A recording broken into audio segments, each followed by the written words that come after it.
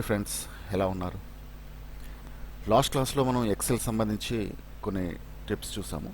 Age calculation, especially ఎక్సెల్లో ఏజ్ని calculate చేయాలన్నప్పుడు డేట్ ఆఫ్ బర్త్ ఉంటుంది, బట్ పక్కన ఏజ్ అనేది ఒక కాలం అడుగుతారు కొన్ని సందర్భాల్లో. సో ఆ ఏజ్ని మనం ఫార్ములా ద్వారా ఎలా క్యాలిక్యులేట్ చేయాలి అనే దానిపైన ఎక్కువ రిక్వెస్ట్స్ వచ్చాయి. And of course somebody asked to upload the Tally classes. Sure, I will definitely upload. కొంచెం టైం పడుతుంది. మీ రిక్వెస్ట్లు అన్నీ చూశాను. నేను కొంచెం టైం తీసుకొని అవి కూడా అప్లోడ్ చేస్తాను. సో ఈలోపు మనం ఎక్సెల్ క్యాలిక్యులేషన్స్లో భాగంగా ఏజ్ క్యాలిక్యులేటర్ ఎలా చేయాలి అనేది చూద్దాం. ఇప్పుడు స్క్రీన్ పైన మీరు చూస్తున్నారు, this is the age calculator, completely డిజైనర్డ్ and developed in MS Excel. So ఇది కనుక మీరు గమనిస్తే ఇక్కడ మనకు హెడ్డింగ్ కనిపిస్తుంది. ఇక్కడ ఒక డేట్ ఆఫ్ బర్త్, మీకు నచ్చిన ఏదైనా ఒక డేట్ ఆఫ్ బర్త్ ఎంటర్ చేయండి.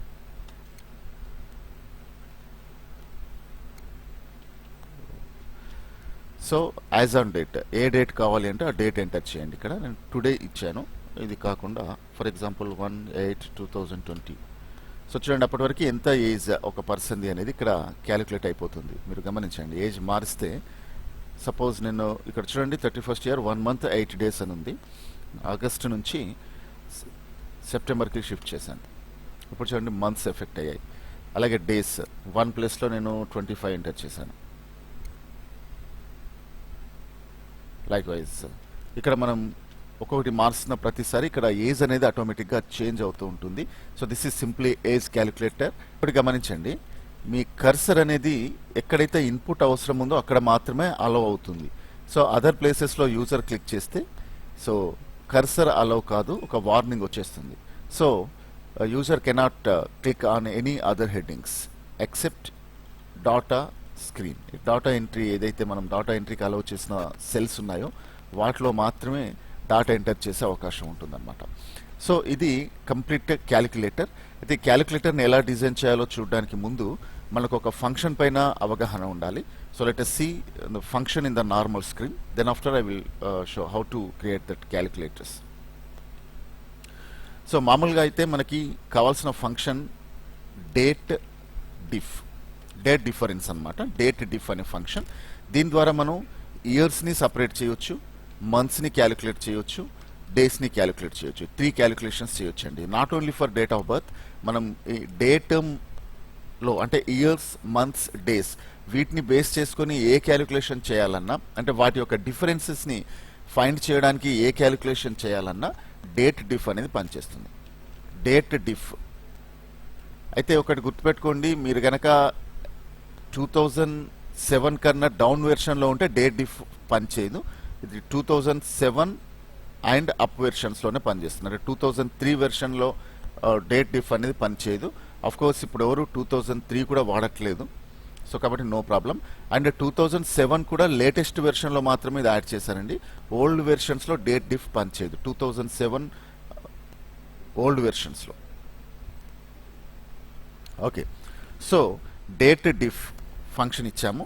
ఇక్కడ మనకి 2 డేట్స్ ఇవ్వాల్సి వస్తుందండి. డేట్ 1 ఫస్ట్ డేట్ ఇవ్వాలి, సెకండ్ డేట్ ఇవ్వాలి. అంటే ఈ 2 డేట్స్ మధ్యన ఉన్న గ్యాప్ని ఇది క్యాలిక్యులేట్ చేస్తుంది. Date 1, date 2. అండ్ ఆ 2 డేట్స్లోంచి మీరు ఏది క్యాలిక్యులేట్ చేయాలనుకుంటున్నారు? ఇయర్స్ అయితే వై, మంత్స్ అయితే ఎం, డేస్ అయితే డి, ఇలా ఇవ్వాలన్నమాట. So this is the structure of date diff function. So date diff, first date comma second date comma what you want to calculate, years or months or dates. So ఇప్పుడు implement చేద్దాం. మనం ఒక 2 dates తీసుకుందాం. ఇక్కడ date 1 first date, date 2 second date.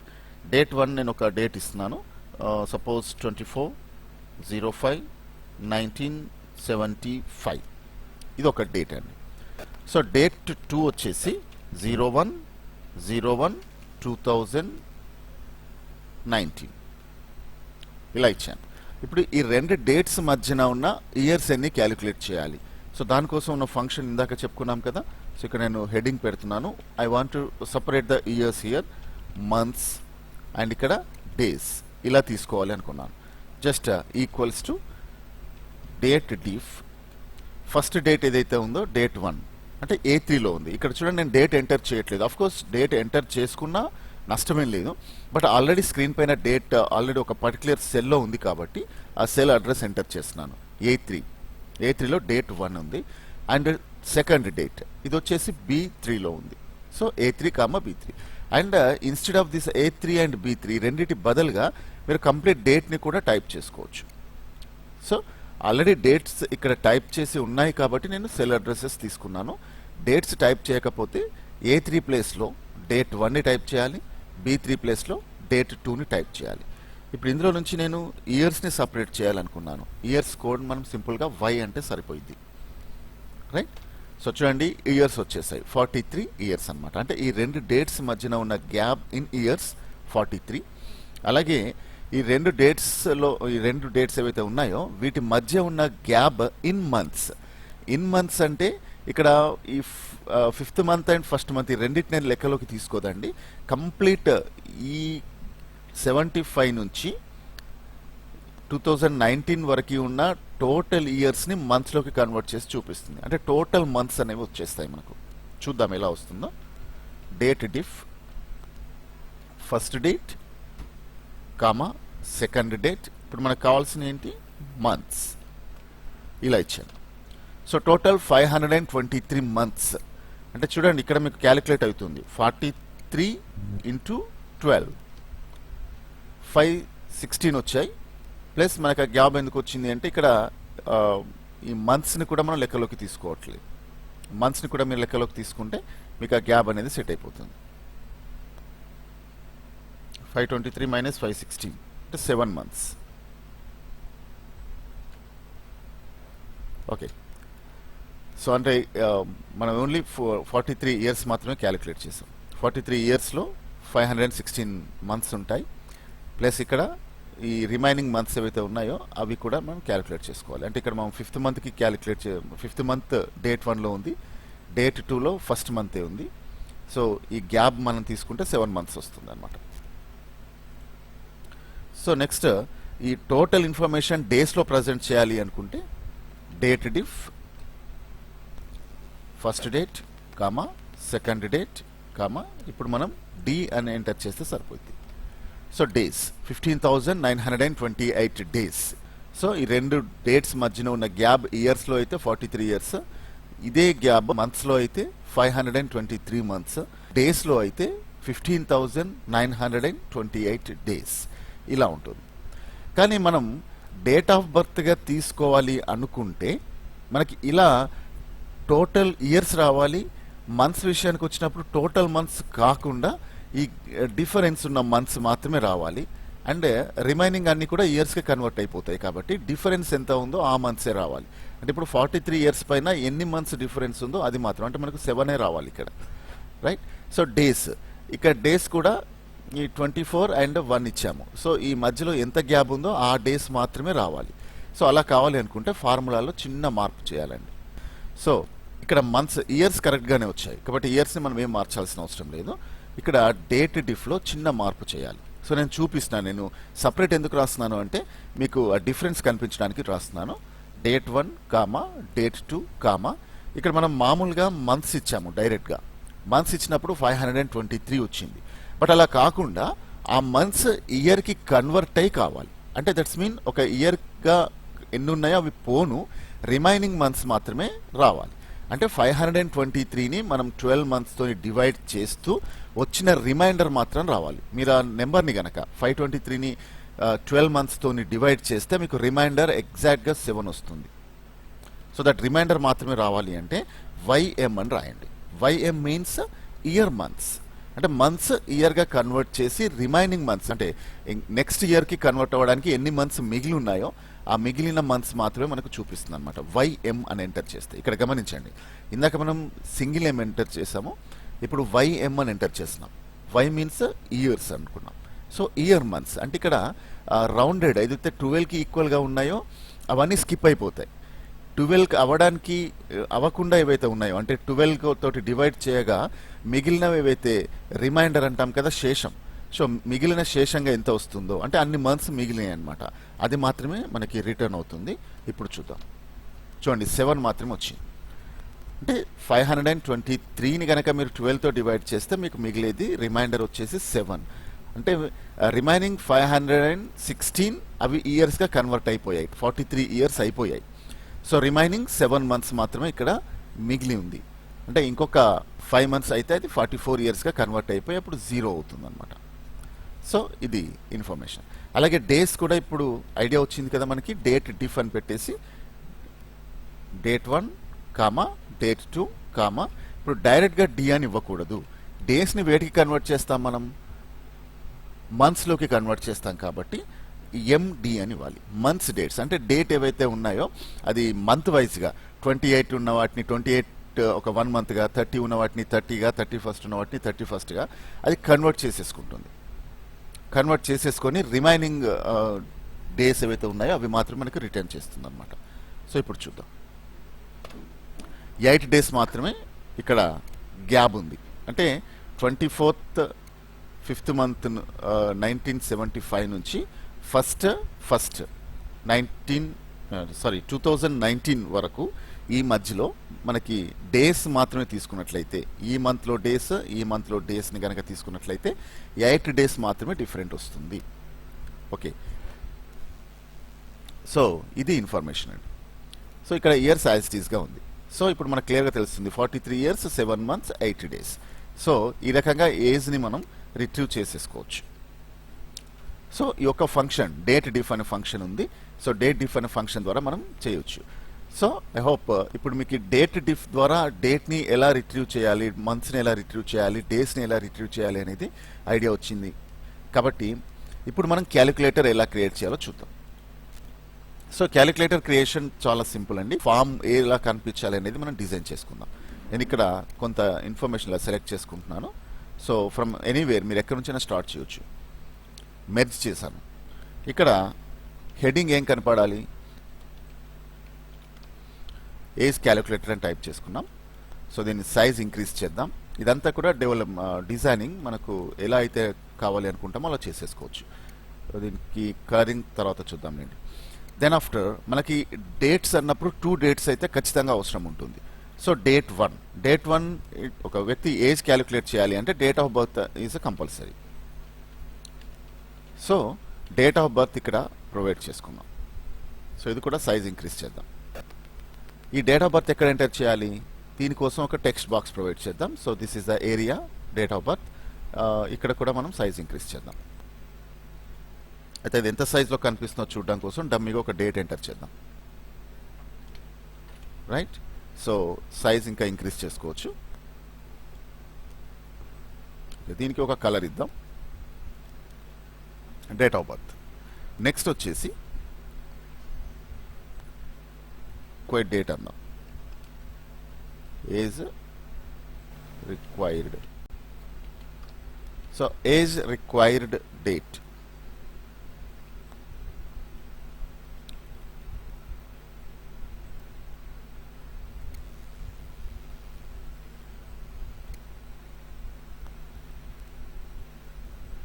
So ఇక్కడ కూడా same structure copy paste చేస్తున్నాను. So copy paste చేసినప్పుడు మనకి ఇంకా ఈ size, font size, font colour ఇవన్నీ కూడా డిఫాల్ట్గా వచ్చేస్తాయి. సో ఈ కింద రిజల్ట్ రావాలి. ఇక్కడ నేను రిజల్ట్ కోసం కొంత సెల్ తీసుకున్నాను. ఇప్పుడు ఇక్కడ రిజల్ట్ ఏం రావాలి మనకి, ఈక్వల్స్ టు డేట్ డిఫ్ ఇచ్చాను. అయితే డైరెక్ట్గా డేట్ డిఫ్ కాకుండా నేను ఇక్కడ ఏం చేస్తున్నాను, కొన్ని వర్డ్స్ యాడ్ చేయబోతున్నాను. సో ఏంటి, యువర్ ఏజ్ ఈజ్ అంటే ఒక ఫామ్ బేస్గా మనకి రావాలి. అండ్ ఎప్పుడైనా గుర్తుపెట్టుకోండి, కొంత టెక్స్ట్ని ప్లస్ ఒక ఫార్ములా తోటి మెర్జ్ చేయాలి అనుకున్నప్పుడు అండ్ సింబల్ రావాలి. మనం యాడ్ చేసే టెక్స్ట్ ఏది టెక్స్ట్ అయినా కానీ డబుల్ కోట్స్లో ప్రొవైడ్ చేయాలి. దట్ మేబీ ఫంక్షన్కి ముందున్న, ఫంక్షన్ మధ్యలో ఉన్న, ఇన్ బిట్వీన్ 2 ఫంక్షన్స్లో మనం టెక్స్ట్ ఎంటర్ చేసినా ఇదే రూల్ని ఫాలో కావాలి. కాకపోతే బిగినింగ్లో టెక్స్ట్ ఎంటర్ చేసినప్పుడు అండ్ సింబల్ అవసరం ఉండదు. ఎండింగ్లో టెక్స్ట్కి కూడా చివరన అండ్ సింబల్ అవసరం ఉండదు. సో ఇక్కడ టెక్స్ట్ ఎంటర్ చేశాను. దీని తర్వాత ఫార్ములా రాస్తున్నాం. ఫార్ములా వచ్చేసి డేట్ డిఫ్ బ్రాకెట్ స్టార్. మనం ఇందాక చెప్పుకున్నాం కదా, డేట్ 1 కామా డేట్ 2. ఇక్కడ మనకి ఏం కావాలి, ఫస్ట్ ఇయర్స్ తీసుకుంటాం కాబట్టి వైని సపరేట్ చేస్తున్నాం, వైని క్యాలిక్యులేట్ చేయమంటున్నాం. Bracket close. అండ్ ఇక్కడ ఇయర్స్ అనే వర్డ్ మెన్షన్ చేస్తున్నాను, స్పేస్ ఇవ్వండి, ఇయర్స్, తర్వాత మళ్ళీ ఒక స్పేస్, బ్రాకెట్లో డబల్ కోట్స్ క్లోజ్, అండ్ మళ్ళీ ఇక్కడ మనకు కావాల్సిన ఇప్పుడు డేట్ డిఫ్లో మంత్స్ కావాలి కాబట్టి first date comma second date comma months. అయితే ఇందాక చూసాం మనం మంత్స్ కనుక మనం డైరెక్ట్గా ఎంటర్ చేస్తే ఏం జరుగుతుంది, ఆ రెండు డేట్స్ మధ్యలో ఉన్న అన్ని మంత్స్ మనకు డిస్ప్లే అవుతాయి. బట్ మనకు అలా కాకూడదు. సో ఇయర్గా కన్వర్ట్ అయిన తర్వాత రిమైనింగ్ మంత్స్ మాత్రమే కావాలి కాబట్టి వైఎం అని ఎంటర్ చేసాం. ఎం ఎంటర్ చేస్తే టోటల్ మంత్స్ ప్రింట్ అవుతాయి, అది గుర్తుపెట్టుకోండి. బ్రాకెట్ క్లోజ్ అండ్ ఇవ్వండి. ఇక్కడ మళ్ళీ డబల్ కోట్స్ స్టార్ట్ చేసి ఒక స్పేస్ ప్రొవైడ్ చేసి ఇవేంటి months space double quotes close and date diff. మళ్ళీ ఇక్కడ కూడా first date comma second date comma ఇప్పుడు డేస్ కావాలి. డి అని డైరెక్ట్గా ఎంటర్ చేస్తే మనకి ఆ రెండు డేట్స్ మధ్యలో ఉన్న అన్ని డేట్స్ వస్తాయి కాబట్టి వాటిని మంత్స్ కన్వర్టెడ్ డేట్స్ ఇచ్చాము. బ్రాకెట్ క్లోజ్ చేసాం. ఇక్కడ and double quotes space days. So మనకు కావాల్సిన ఫార్ములా మొత్తం కంప్లీట్ అయింది. ఇక్కడ ఒకసారి ఫార్ములాని చూడండి. Your age is date diff functions 3 times వాడాను ఒకే ఫంక్షన్లో, అంటే ఒకే బ్లాక్లో 3 times వాడాను. సో ఫస్ట్ వాడిన డేట్ డిఫ్ ద్వారా మనకి ఇయర్ రిట్రీవ్ అవుతుంది. సెకండ్ డేట్ డిఫ్ ద్వారా మంత్స్, దట్స్ మీన్ ఇయర్స్గా కన్వర్ట్ అయిన తర్వాత మిగిలిన మంత్స్ మాత్రమే డిస్ప్లే అవుతాయి. థర్డ్ డేట్ డిఫ్ ద్వారా డేస్, అవి మంత్స్గా కన్వర్ట్ అయిన తర్వాత మిగిలిన డేస్ మాత్రమే డిస్ప్లే అవుతాయి. That's mean remaining days to complete 1 month, remaining months to complete 1 year. So అవి మాత్రమే మనకి కనిపిస్తాయి. సో ఇక్కడ చూడండి 2 dates సేమ్ ఉన్నాయి కాబట్టి మనకు 0 years 0 months 0 date అని వచ్చేసింది. సో నేను దీన్ని ఫస్ట్ ఈ ఫార్ములాని కాస్త డెకరేట్ చేద్దాం. ఓకే, ఇలా పెట్టేశాను. ఇది కాస్త స్పెసిఫిక్గా కనిపించాలి కాబట్టి నేను కలర్ కూడా మారుస్తున్నాను. దీన్ని రెడ్ కలర్లో చూపిస్తున్నాను. ఓకే, సో ఒకసారి టెస్ట్ చేద్దాం. ఇది 99 ఉంది. ఇక్కడ సంథింగ్ డేట్ ఎంటర్ చేద్దాం, లేటెస్ట్ డేట్. ఒక 25th 9th 2020 ఎంటర్ చేశాను. సో చూడండి, your age is 21 years 8 months and 24 days అని చూపించేసింది ఆటోమేటిక్గా. సో ఇది డేట్ డిఫ్ ద్వారా మనం ఏజ్ని క్యాలిక్యులేషన్ చేసేటువంటి మెథడ్. సో ఇక్కడ ఏజ్ క్యాలిక్యులేటర్ మనకి కంప్లీట్గా వచ్చేసింది. అయితే ఇందులో ఒకటి చూడండి, for example required date enter చేయలేదు అనుకోండి, అప్పుడు మీకు ఫార్ములా సెక్షన్లో ఇలా ఎర్రర్స్ అనేవి వస్తూ ఉంటాయి. 2 dates ఎంటర్ చేయకపోతే పర్లేదు, ఒక డేట్ ఎంటర్ చేసి ఒక డేట్ ఎంటర్ చేయకపోతే మీకు కొన్ని ఎర్రర్స్ అనేవి డిస్ప్లే అవుతూ ఉంటాయి. ఇలా రాంగ్గా డిస్ప్లే అవ్వడం ఈ రకంగా వస్తుంది.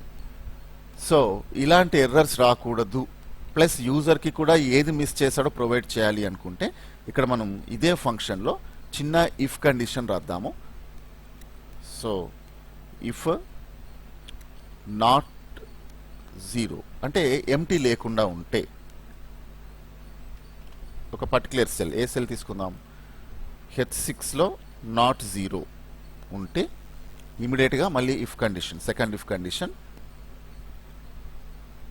ఏజ్ రిక్వైర్డ్లో ఉంటే ఇలా పెట్టేసాం. ఇదంతా ఎగ్జిక్యూట్ అవ్వాలండి మంత్స్ డేస్ వరకు.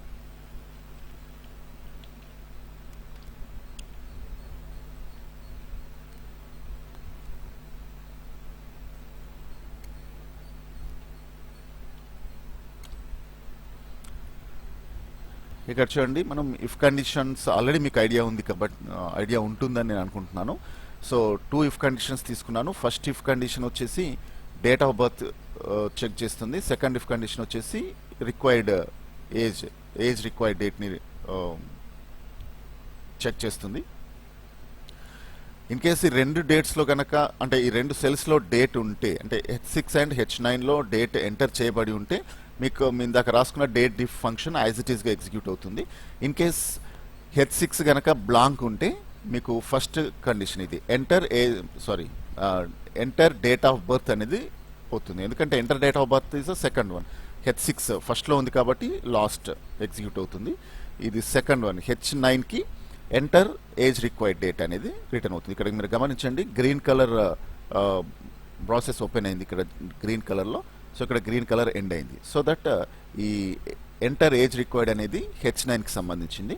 ఇక్కడ రెడ్ కలర్లో ఉంది అండ్ ఇక్కడ రెడ్ కలర్లో క్లోజ్ అయిపోయింది. సో మీరు ఇండికేషన్స్ ద్వారా కూడా ఈ పర్టికులర్ స్టేట్మెంట్ దేనికి సంబంధించింది అనేది ఐడెంటిఫై చేసుకోవచ్చు. So enter date of birth అనేది H6 సంబంధించిన కాషన్, అంటే H6 ఎంటీ ఉంటే ఈ పర్టికులర్ స్టేట్మెంట్ మీకు కనిపిస్తుంది. H9 ఎంటీ ఉంటే ఎంటర్ ఏజ్ రిక్వైర్డ్ డేట్ అనేది మీకు కనిపిస్తుంది.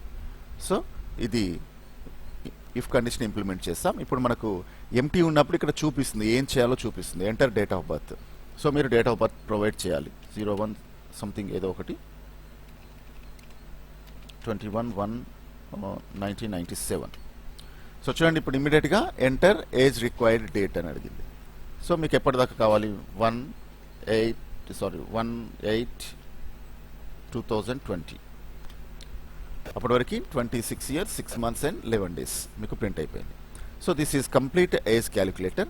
ఇంకొక చిన్న సెట్టింగ్ కూడా చేసుకోవచ్చు. ఇప్పుడు ఏంటంటే మనం రాసిన ఫార్ములాని ఈజీగా ఎడిట్ చేయడానికి అవకాశం ఉంది. So if you want to don't edit the formula, and edit చేయడం వల్ల ఏమవుతుంది అంటే అన్ఎక్స్పెక్టెడ్గా ఏదైనా ప్రెస్ అయినప్పుడు మనం రాసిన ఫార్ములా అంతా పోవచ్చు. సపోజ్ అన్ఎక్స్పెక్టెడ్గా నేను ఏదో ఒకటి ఇలా ప్రెస్ చేశాను, అక్కడ ఫార్ములా మొత్తం ఎరైజ్ అయిపోతుంది. సో ఇలాంటి ప్రాబ్లమ్స్ రాకూడదు అంటే అసలు కర్సర్ని దీంట్లో అలో చేయకూడదు. సో అలాంటప్పుడు ఇక రిమైనింగ్ మనకు అవసరం లేని సెల్స్ అన్నింటినీ కూడా హైడ్ చేసేస్తున్నాం. ఇవన్నీ తీసేద్దాం. ఇంకా స్క్రీన్ పైన మనకి క్లమ్జీగా ఉంటుంది అన్నీ ఉంటే. సో వీటన్నిటిని తీసేసి మనకి ఏదైతే రిక్వైర్డ్ ఉందో అక్కడి వరకు మాత్రమే డాటాను ప్లేస్ చేద్దాం. Just right click and hide, ఇవన్నిటిని హైడ్ చేసేసాను. సో ఇప్పుడు చూడండి, ఇప్పుడు అన్నింటినీ ఈక్వల్ సైజ్లోకి తీసుకుందాం.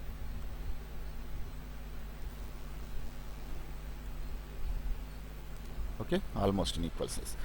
సో వీటన్నిటికీ ఒక బార్డర్ కలర్ లాగా చేసేస్తే మనకి ఏంటంటే ఫామ్ లుక్ వస్తుంది. ఒక ఫామ్ ఎలా కనిపిస్తుందో అలాంటి లుక్ని మనం ఇక్కడ క్రియేట్ చేస్తున్నాం. 10 కలర్స్ ఇచ్చాను. ఏజ్ క్యాలిక్యులేటర్కి కూడా బ్యాక్గ్రౌండ్ ఒక ఇలా కలర్ ఇచ్చేద్దాం. సో రిజల్ట్కి వేరే కలర్ ఇద్దాం బ్యాక్గ్రౌండ్.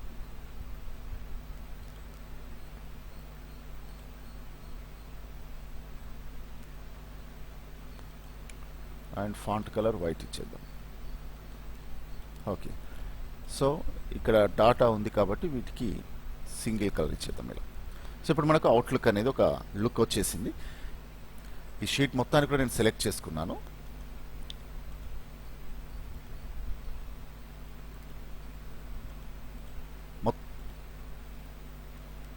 రిమైనింగ్ అన్నింటినీ కూడా లాక్ చేశానండి. జస్ట్ లాక్ ఆల్ ఎక్సెప్ట్ ఈ రెండింటిని మాత్రం అన్లాక్ చేయండి. సో ఈ రెండు అన్లాక్లో ఉన్నాయి. మనం ఎక్కడైతే డేట్ ఆఫ్ బర్త్ ఎంటర్ చేయాలో, ఎక్కడైతే ఏజ్ రిక్వైర్డ్ ఎంటర్ చేయాలో రెండు మాత్రమే అన్లాక్లో ఉన్నాయి. మిగతా అన్నీ కూడా లాక్డ్గా ఉన్నాయి. సో ఇప్పుడేం చేయాలి, జస్ట్ రివ్యూ షీట్లో ఇక్కడ ఒక పాస్వర్డ్ అనేది ఎంటర్ చేస్తున్నాను. చూడండి, ఇప్పుడు after providing password the user cannot enter anything on any particular cell. ఎక్కడ యూజర్ డాటా ఎంటర్ చేయడానికి అవకాశం ఇవ్వదు అంటిల్ పాస్వర్డ్ క్లియర్ చేసేంతవరకు. సో ఎక్సెప్ట్ ఇక్కడ మీరు ప్రొవైడ్ చేసిన డాటా ఎంట్రీ ఐటమ్స్ తప్పి యూజర్ ఎక్కడ కూడా క్లిక్ చేయడానికి అవకాశం లేదు. ఈ ఫార్ములాను ఎడిట్ చేయడానికి ట్రై చేస్తే ఎక్సెల్ ఒక వార్నింగ్ అనేది ఇస్తుంది మీకు. సో మీరు మళ్ళీ అన్ప్రొటెక్ట్ చేయాలి అనుకుంటే మీరు ఇందాక ఇచ్చిన పాస్వర్డ్ని మళ్ళీ ఎంటర్ చేస్తే సరిపోద్ది. సో ప్రొటెక్ట్ అవుతుంది. సో ఇది కంప్లీట్ ఒక క్యాలిక్యులేటర్ లాగా పనిచేస్తుంది, అంటే ఏజ్ క్యాలిక్యులేటర్.